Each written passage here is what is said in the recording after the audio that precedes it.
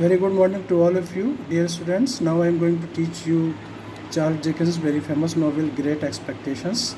First of all, I will give you the brief introduction of the writer, and then I will introduce you with the principal characters of the novel, and afterwards I will give you a peep into the very summary of the novel. First of all, I will tell you about the writer in brief. The novel is written by Charles Dickens, a very famous English novelist. It is a very popular classic novel by Charles Dickens. Charles Dickens was most popular among all English novelists. He is known as the most representative of Victorian novelists. Dickens was a novelist with a purpose. His main purpose was to highlight social evils of his time. His novels mirror his age in all its intricacies. He represents Victorian age in his writings vehemently. Great Expectations chronicles the evolution of orphan Pip and addresses issues such as social class, distinction and self-respect of humans.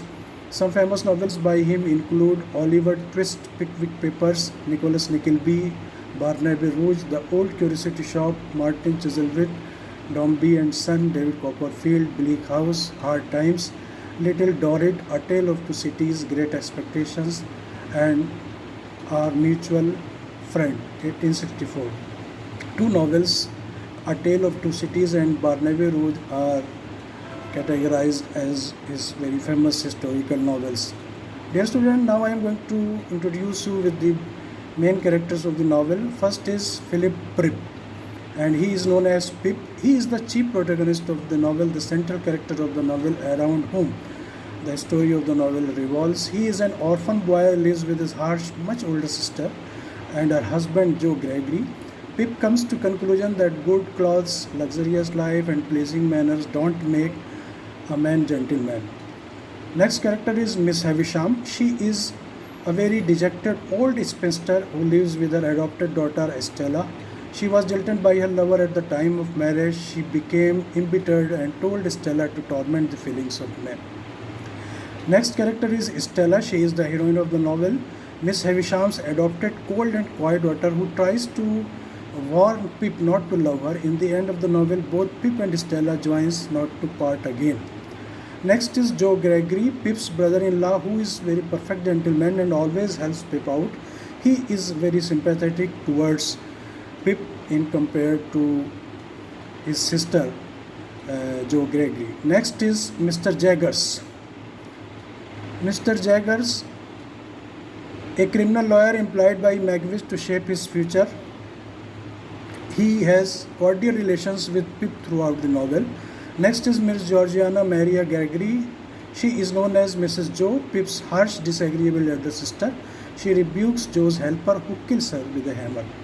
Next is Abel Magwitch, a convict who is helped by Pip and he promises him to repay his debt one day.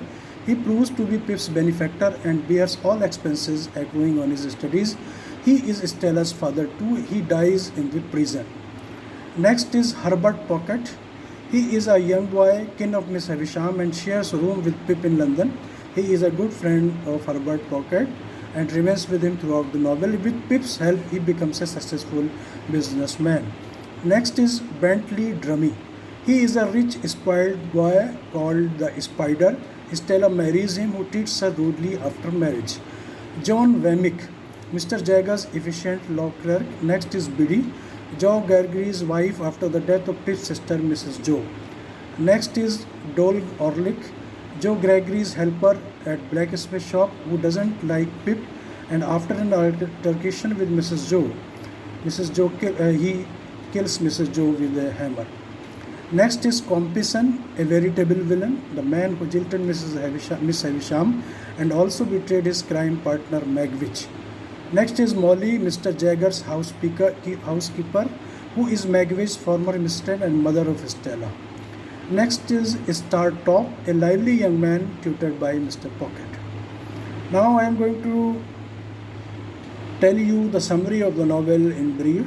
Philip Pripp, who is known as Pip, is an orphan boy, narrates the tale. He grows up in the marshlands of Kent, where he resides with his harsh sister, amiable brother-in-law, the blacksmith Joe Gregory.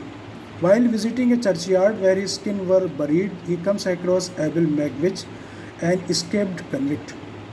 On his request, he brings food and file to cut the iron chain bounded with his leg. Pip sees a mystery figure in the marsh fighting with the fugitive who was Compeyson, his former friend complicit in crimes. Compeyson disappeared into the fog but soon was caught. Abel promised Pip to repay his debt in future for his help. Later, Pip is requested to pay visits to rich lady Miss Havisham, a woman driven half mad after deserting her lover at the marriage day. She is living with her adopted daughter Estella at her Satis house, giving tips her to torment males with her ravishing beauty. There, Pip went every day to entertain the old lady and beautiful girl, Stella, who delighted to tease and torment the shy boy. Miss Havisham delighted to see both enjoying with each other, and she encouraged Stella to torment his feelings. Miffed with the grim atmosphere of Joe's blacksmith shop and existing poverty, he was very curious to be educated and become a successful man in life. One day, a solicitor from London, Jaggers, proposed him to go to London and make fortunes. Both Pip and Joe accepted the offer. Pip imagined that his kind benefactor was Miss Havisham, and she did as she wanted to marry off her daughter Stella to him one day. In London, he was lodged with Herbert Pocket, a young relative of Miss Havisham, at very small apartment. When Pip needed money, he was told to make it from solicitor Jaggers. Pip requested him to disclose his sponsor's name, but he told that at the right time he will be known by benefactor himself. After some years, Pip comes to know that his sponsor was Magwitch, not Miss Havisham. He is also apprehensive of Magwitch getting arrested and it will spoil his social position. Pip tells all this to Herbert Pocket and he advises that he and Magwitch should leave England. Before leaving, he visits Miss Havisham at her mansion and engages with her in a heated argument that she let him believe that his benefactor was she herself. He also professes his love and affection for Stella, who declines it immediately. He comes to know about Drummy's liking of her and warns her against him. Stella informs him that she has decided to marry Drummy. Pip comes across some secret discoveries that Magwitch is Stella's father and that Compeyson was Miss Havisham's lover who deserted her at the day of marriage. He begins to respect Magwitch and grows attracted towards him. When Pip and Magwitch tries to leave London via a boat, Compeyson arrives there with the police to bring woes to him. The two convicts fight terribly in the river Thames. Compeyson dies and Magwitch is seriously injured and gets arrested. Dies before execution. A gloomy Pip is arrested for not repaying his debts but is released given to his poor health. Joe arrives there, takes him home and nourishes and nurses well and he regains his health. Joe also tells that Miss Havisham is no more. She died in fire and her gloomy house too greatly damaged. Pip's sister too had died and Joe had married again with Biddy. After Joe leaves, Pip discovers that his brother-in-law has paid all his bills. He became very desolate and dejected at the loss of Stella. Later, Herbert Pocket and Pip sets up business together in London and life moves on. After more than a decade, he visits to see Joe Gregory and saw the site of Miss Havisham's mansion and meets Stella, now a widow there. She tells Pip that she often thinks about him. The childhood friend walked hand in hand, never to depart again. The novel was a huge success when it got published in 1860. The novel was a critique on Victorian society, called for the search of identity. During the entire novel, Pip realizes that his great expectations, social status, wealth are less valuable than love and compassion.